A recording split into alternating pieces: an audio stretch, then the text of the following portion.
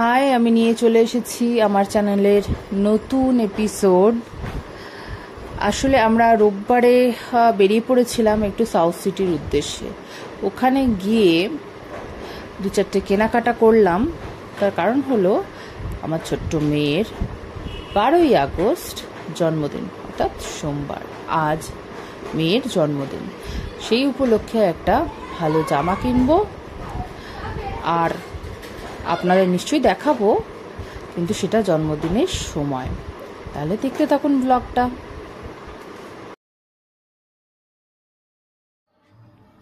12ই August আমরা আজকের দিনে মেয়ে সকাল 5:15 উঠেছিল, স্কুলের জন্য রেডি হয়েছিল একটা নর্মাল পোশাক পরে। দেখতেই পাচ্ছেন 6টায় ওর গাড়ি আসে, আর সেই সময় আমরা বেরিয়ে পড়েছিলাম।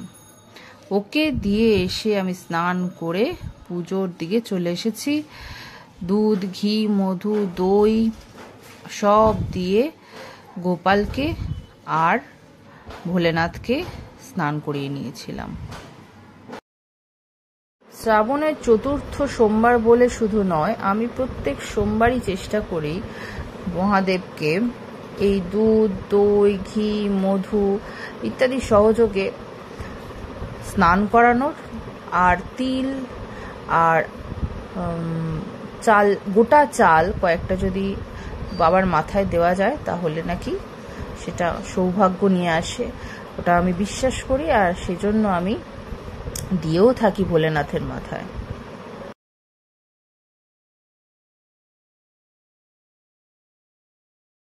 সব কিছু দিয়ে স্নান করানোর পরে আমি গঙ্গা জল দিয়ে ভালো করে ধুয়ে আবার স্নান করিয়ে দিই, যাতে ভোলেনাথ পরিষ্কার পরিচ্ছন্ন থাকেন।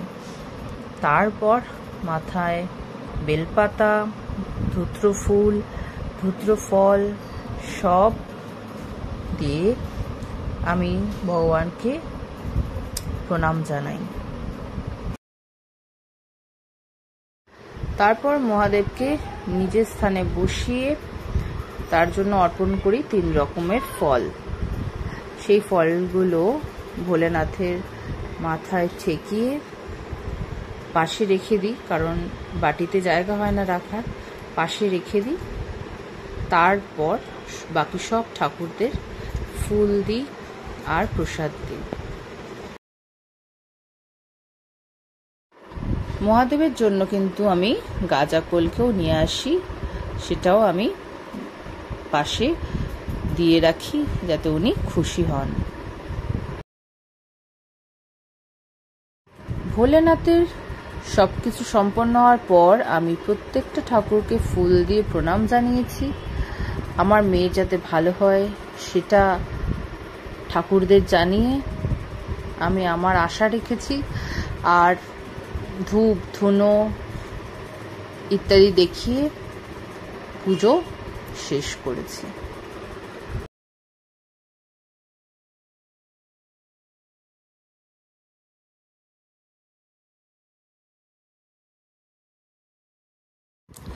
পুজো শেষ হতেই আমায় রান্নাঘরে ঢুকে যেতে হয়েছে। শুরু হয়ে গেছে পায়েস তৈরির কাজ। সব কাজু কিশমিশ ভেজে নিয়ে দুধ বসিয়ে আরেকদিকে চাল দিয়ে ঝটপট করে বানিয়ে ফেললাম পায়েস। কারণ পায়েস ঠান্ডা না হলে একদমই খেয়ে মজা নেই, তাই পায়েসটা সবার আগে করতেই হবে, তারপর বাকি সব কিছু।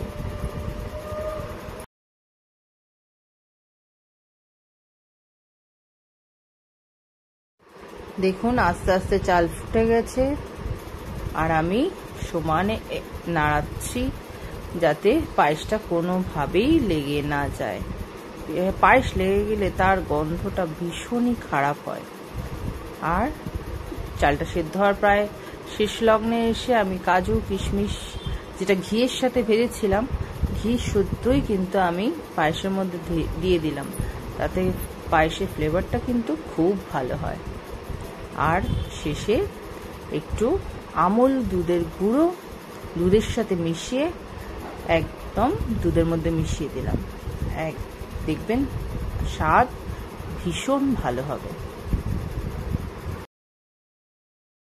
ফাইনালি পায়েস কিন্তু রেডি। ব্যাস শুধু জমার অপেক্ষা আর ঠান্ডা হওয়ার অপেক্ষা। স্কুল থেকে ফিরেই মেঘ স্নান করে নতুন জামা পরে বসে পড়েছে। এটা কিন্তু নতুন জামার একটা। আর তারপরেই ওর বাবা আশীর্বাদ করতে শুরু করেছে। আর যখনই পায়েস খাওয়াতে শুরু করেছে, মেয়ে বলে, আমি এত বড় হাঁ করেছি আর তুমি এইটুকুন পায়েস দিলে? এটা কিন্তু ঠিক করলে না বাবা। বলুন তো, পায়েস খাওয়ার পোকা। দুপুরের মেনুতে ছিল 5 রকম ভাজা, ডাল, কচু বাটা, দই, পমফ্রেট মাছ আর চিকেন। ব্যাস মেয়ে খুশি।